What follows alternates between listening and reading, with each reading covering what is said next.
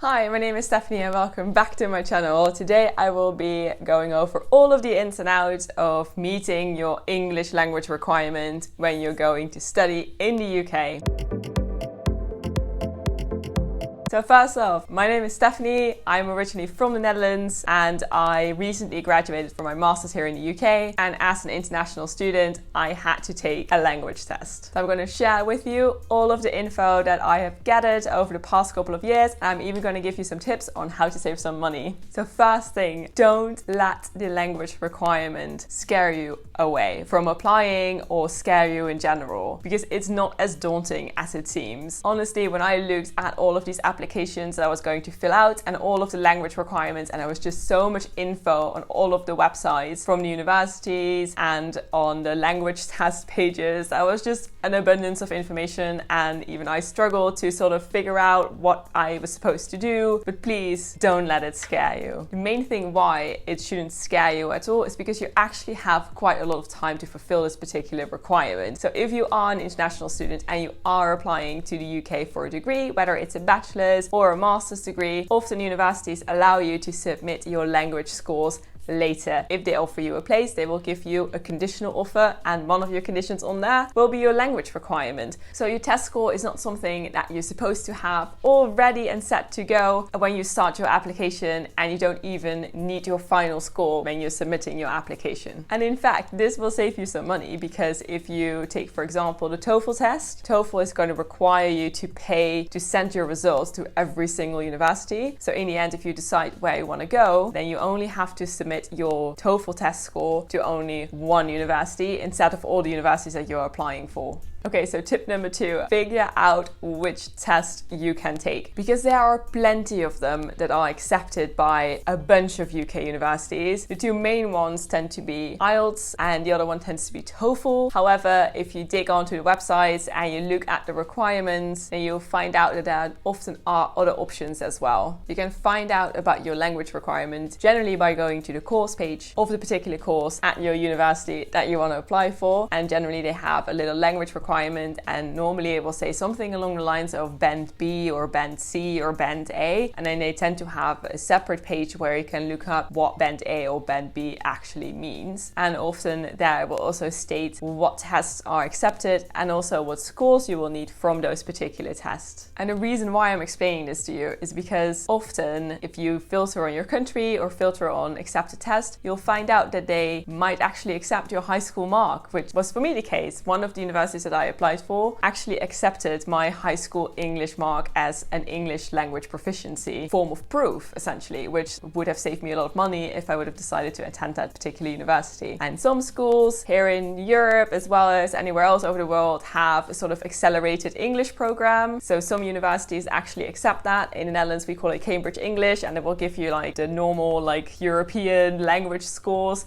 like A1, A2, B1, B2, and if you have a particular certificate of that, which is essentially valid for your entire life, you can use that certificate to fulfill your language requirement as well. And it's also a good thing to always check to see if, for example, if you have lived abroad or you have maybe studied abroad in an English-speaking country for a year, they might actually waive the fact that you need a language requirement because of your nationality.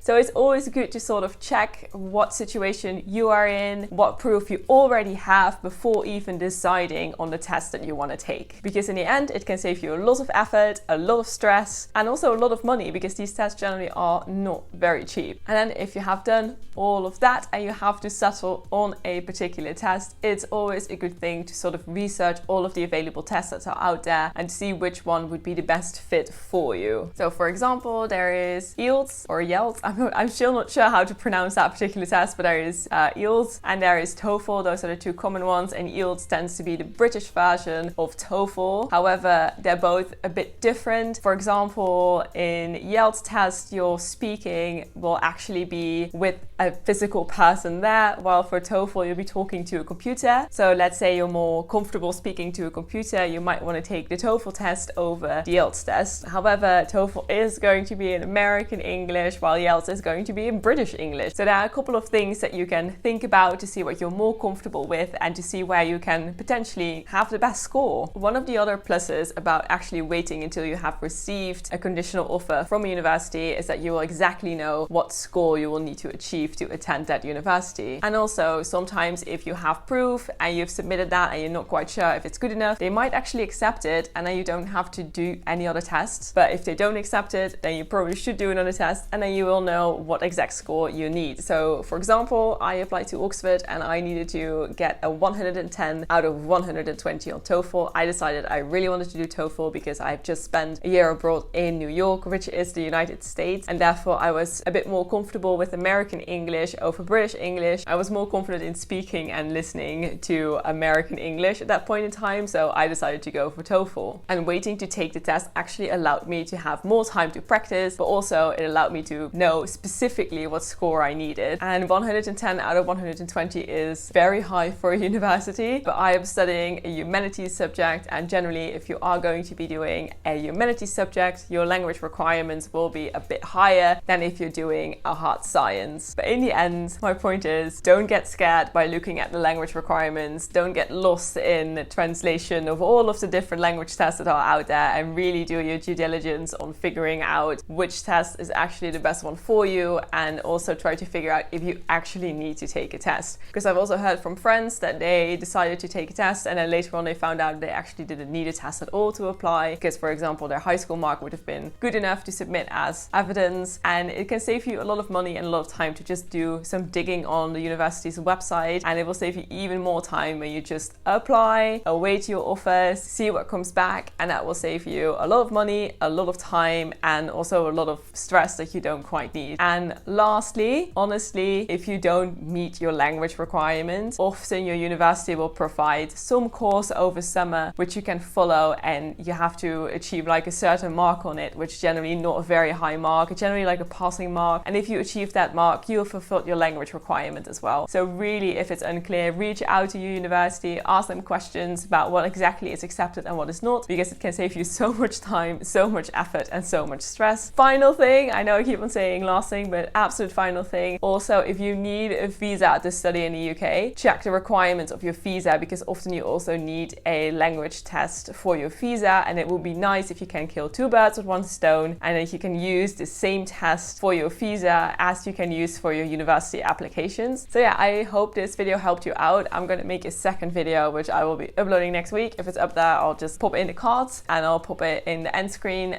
because I did TOEFL, and I'm going to share with you how I managed to score 115 out of 120 on my first attempt ever at TOEFL. So I will be linking that up there if you're doing TOEFL. But thank you so much for watching. Please like, comment, subscribe, and see you in the next video.